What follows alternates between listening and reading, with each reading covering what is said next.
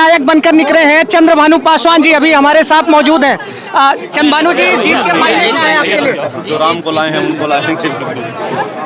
मिल्कीपुर के सम्मानित देवतुल्य जनता के चरणों में मैं प्रणाम करता हूं, जिन्होंने मोदी जी और योगी जी के कुशल कार्यकाल में उनकी नीतियों से रीतियों से प्रभावित होकर जिस तरह से उन्होंने भारतीय जनता पार्टी के पक्ष में मतदान किया है और अपना आशीर्वाद दिया है उन्होंने, मैं उनका आजीवन आभारी हूं, आजीवन ऋणी हूं और उनका बहुत बहुत धन्यवाद देता हूं। चंद्रभानु जी, आपको क्या लगता है कौन से मुद्दे चले हैं? एक बड़ा आरोप लगाया है कि मीडिया और प्रशासन पूरी तरीके से बिका है। ये सारे आरोप निराधार है। जब उनके हार का वो दिखते हैं तो वो पहले से कई दिनों से रोना रो रहे थे। उन्हें पहले से ही पता था कि यहाँ की जनता उनको पूरी तरह से नकार चुकी है और भारतीय जनता पार्टी के पक्ष में मतदान करने जा रही है। ये इस तरह से लोकसभा में देखा है उन्होंने एक बार इस तरह से जनता के बीच में झूठे वादे कर जनता को बहकाने का काम किए हैं। इस बार जनता ने पूरा मन बना लिया है कि एक एक वोट भगवान राम को समर्पित है। प्रेस वार्ता के दौरान जो है वो काफी फूट कर रहे हैं और कह रहे हैं कि तब भाजपा नहीं साथ दे रही है। इस पर क्या कहेंगे आप? इनके बारे में आप जानते ही हैं, वो झूठ का रोना जिस तरह से क्या लगता है कि वो ठीक है ऊपर कुछ नहीं कहना चाहता। एक बार आप तो बोल दीजिए ना, जय श्री राम जैसे बोल रहे हैं। प्रभु श्री राम हमारे आस्था का केंद्र हम लोग सुबह से के हनुमानगढ़ी और सूर्यदेव भगवान के दर्शन किए, उनके पूजा अर्चन किए। हम लोग तो बोलते हैं, हमेशा बोलते हैं, हमारे आस्था का वो है। ठीक है। चंद्रभानु जी, क्या लगता है कि अयोध्या लोकसभा का करारा बदला मिल्कीपुर की जनता ने लिया? और कुछ कहना? मिल्कीपुर की सम्मानित जनता विकास के नाम पर और अयोध्या में जो ये परंपरा है, राम की परंपरा है, प्रभु श्री राम की, उसको बढ़ाने के नाम पर, सनातन परंपरा को बढ़ाने के नाम पर, भारतीय संस्कृति को बढ़ाने के नाम पर, माननीय मोदी जी के नाम पर, माननीय योगी जी के नाम पर और भारतीय जनता पार्टी के संगठन के नाम पर, देवतुल्य कार्यकर्ताओं के नाम पर मिल्कीपुर की सम्मानित जनता ने भारतीय जनता पार्टी को अपना आशीर्वाद दिया और भारी मतों से विजयी बनाया। भाजपा की ऐसी प्रचंड लहर चली है मित्रों कि अपना ही बूथ हार गए हैं सपा के उम्मीदवार अजीत प्रसाद। अभी हमारे साथ में श्री लल्लू सिंह जी हैं, पूर्व सांसद हैं।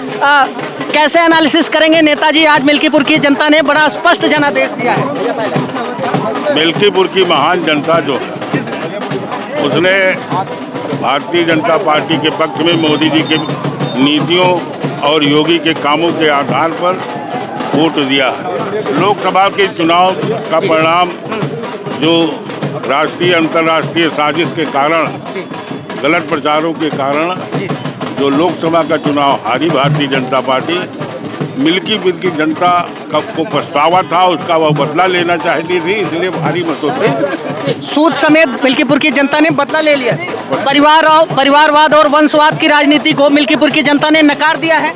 तो स्वाभाविक रूप से समाज ये पसंद नहीं करता कि एक ही परिवार के लोग जो हैं राजनीति में काबिज हो, इसलिए उसने उसका जवाब दे दिया। वोटिंग से पहले सपा सांसद अवधेश प्रसाद का मीडिया के सामने रोना और वोटिंग के दिन पूजा पाठ करना, वो काम नहीं आया। ऐसा है कि शुरू से ये लोग जानते थे कि हम हार रहे, इसलिए दुनिया भर का झूठा प्रलाप, रोना गाना, झूठे प्रचार ये लगातार वो करते रहे, क्योंकि जो अंदर करंट था मिल्कीपुर में पहले से आम आदमी में था कि अयोध्या को धोखा दे करके इन लोगों ने जीता है, इसलिए उसका बदला लेना चाहती थी। सपा के राष्ट्रीय अध्यक्ष अखिलेश यादव ने बोला है चुनाव आयोग मर गया है, मैं सफेद कफन भेंट करूंगा और बड़ी धांधली का आरोप लगाया। इस पर आप क्या कहना चाहते हैं? राष्ट्रीय स्तर के नेता हैं, इसलिए उनको इस प्रकार का बयान नहीं देना चाहिए। वो बहुत घटिया बयान दे रहे हैं, उनको सोच समझ के बयान देना चाहिए, इतना ही हम कह सकते हैं। क्या लगता है, जो अखिलेश ने अवधेश को अयोध्या का राजा बोला था और अयोध्या की लोकसभा हार का बदला मिल्कीपुर वासियों ने ले लिया है? ये लोकसभा की हार एक राजनीतिक दुर्घटना थी, एक संयोग था और जितने मार्जिन से अयोध्या में यहाँ पे लोकसभा का चुनाव परिणाम अवधेश प्रसाद जी जीते थे, उससे ज्यादा मार्जिन से एक विधानसभा से मिल्कीपुर से हम लोग जीत के आ रहे हैं, जो उनकी खुद की विधानसभा थी। और अयोध्या के लोगों के मन में कहीं ना कहीं ये पीड़ा थी कि अयोध्या को लेकर एक लाल टोपी लगाकर अयोध्या का राजा बनाकर अयोध्या के लोगों को चढ़ाया गया, उनका अपमान किया गया, उन पर फप्तियां कसी गई, उन पर व्यंग्य कसा किया गया। तो अयोध्या के लोगों ने ये बदला ले लिया है अपना और आगे भी बदला लेते रहे। रामनगरी अयोध्या की मिल्कीपुर सीट जिस पर देश दुनिया की निगाहें थी, उसकी जो है काउंटिंग चल रही है और अभी हमारे साथ अयोध्या के महापौर श्री गिरीशपति त्रिपाठी जी हैं, भाजपा कार्यालय के सामने ही मौजूद है। आइए जानते हैं कि भाजपा के लिए इस जीत का मायने क्या है। गुरुजी, अयोध्या की लोकसभा सीट हारने के बाद आज जो मिल्कीपुर की जनता ने प्रचंड जनादेश दिया है, इसका मायने क्या है भाजपा के लिए? देखिए, प्रचंड जनादेश का मायने यही है कि जो हम लोग अयोध्या को लेकर एक पूरे दुनिया में एक सोच थी कि अयोध्या धीरे धीरे पूरे विश्व की आध्यात्मिक राजधानी बनेगी जी। और लोकसभा के चुनाव परिणाम से लोग उसके बारे में सोचते थे कि वह स्वप्न हम लोगों का पूरा नहीं हो पाएगा, लेकिन आज उस स्वप्न को फिर से पुनर्जीवित होने का और पुनर्ऊर्जा प्राप्त करने का समय है। और अयोध्या के लोगों ने बार बार ये बात साबित किया है कि अयोध्या के लोग सदैव से राम के थे और राम के हैं और राम के रहेंगे।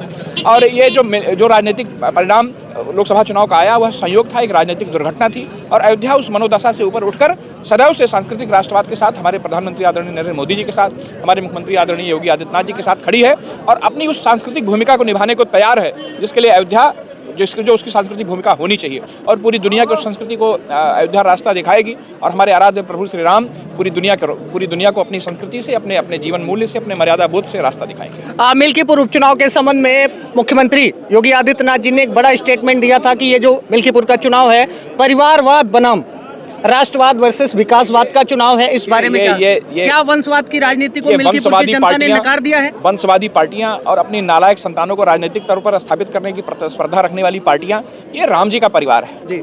ये परिवारों से ऊपर है, ये पूरा भारत राम जी का परिवार है और उस परिवार के तहत सारे लोग भारतीय जनता पार्टी के साथ एकजुट होकर खड़े हैं और आगे भी खड़े रहेंगे। महाराज जी, दो नारों की तरफ आपका ध्यान आकर्षित करना चाहूंगा। अखिलेश यादव का एक बयान वायरल हो रहा है जिसमें कह रहे हैं कि लहर बड़ी करारी है और चिलम पर साइकिल भारी है, और दूसरा ये कहा जाता है न अयोध्या न मथुरा न काशी, मिल्कीपुर में फिर एक बार अवधेश अजीत पासी। ये नारे फेल होते हुए नजर आए। देखिए, आप अयोध्या में से जुड़े हुए हैं। अयोध्या में जब भी कुछ अच्छा होने लगता है, तो जैसे अयोध्या में जब भगवान का राज्याभिषेक होने लगा तो उस समय दो लोग बहुत अप्रसन्न रहा करते थे। एक मंत्रा थी, एक कैकेयी थी। इनको भगवान का राज्याभिषेक अच्छा नहीं लग रहा था। एक लाइन लिखी हुई कि चोर ही चंदन रात न भावा, तो अब उस समय अच्छा नहीं लगता था। आज भी अयोध्या में कुछ अच्छा होने लगता है तो दो लोग सबसे ज्यादा दुखी हो जाते हैं, एक अवधेश जी और एक उनके राष्ट्रीय अध्यक्ष अखिलेश जी। ये लोग पता नहीं क्यों अयोध्या का जो विकास है, अयोध्या का जो सांस्कृतिक वातावरण है, अयोध्या में जो आज लोगों के बड़े रोजगार और लोगों की आय है, अयोध्या में आने वाले यात्रियों का जो प्रवाह है, अयोध्या का जो सांस्कृतिक विकास है, अयोध्या पूरी दुनिया की आध्यात्मिक राजधानी बनने की ओर अग्रसर है, इन सारी चीजों को लेकर ये लोग एक स्यापा करते रहते हैं। एक मंथरा और कैकेयी जैसा व्यवहार अयोध्या के प्रति करते हैं। सनातन काल से मंथरा और कैकेयी की जो परंपरा रही है वो परंपरा आज भी जीवित है यहाँ के राजनीतिक प्रतिनिधि के तौर पर। क्या लगता है, जो अखिलेश ने अवधेश को अयोध्या का राजा बोला था और अयोध्या की लोकसभा हार का बदला मिल्कीपुर वासियों ने ले लिया है? लोकसभा की हार एक राजनीतिक दुर्घटना थी, एक संयोग था। और जितने मार्जिन से अयोध्या में यहाँ पे लोकसभा का चुनाव परिणाम अवधेश प्रसाद जी जीते थे, उससे ज्यादा मार्जिन से एक विधानसभा से मिल्कीपुर से हम लोग जीत के आ रहे हैं, जो उनकी खुद की विधानसभा थी। और अयोध्या के लोगों के मन में कहीं ना कहीं ये पीड़ा थी कि अयोध्या को लेकर एक लाल टोपी लगाकर अयोध्या का राजा बनाकर अयोध्या के लोगों को चिढ़ाया गया, उनका अपमान किया गया, उन पर फप्तियां कसी गई, उन पर व्यंग्य कसा किया गया। तो अयोध्या के लोगों ने ये बदला ले लिया है अपना और आगे भी बदला लेते रहे। ये देखिएगा, एक बहुत बड़ा अपडेट निकल करके आ रहा है कि समाजवादी पार्टी के प्रत्याशी अजीत प्रसाद अपना ही बूथ नहीं बचा पाए और इनायतनगर हार गए। जी, क्या कहना चाहते हैं? ये तो होना ही था। अति जो है सर्वत्र वर्जते।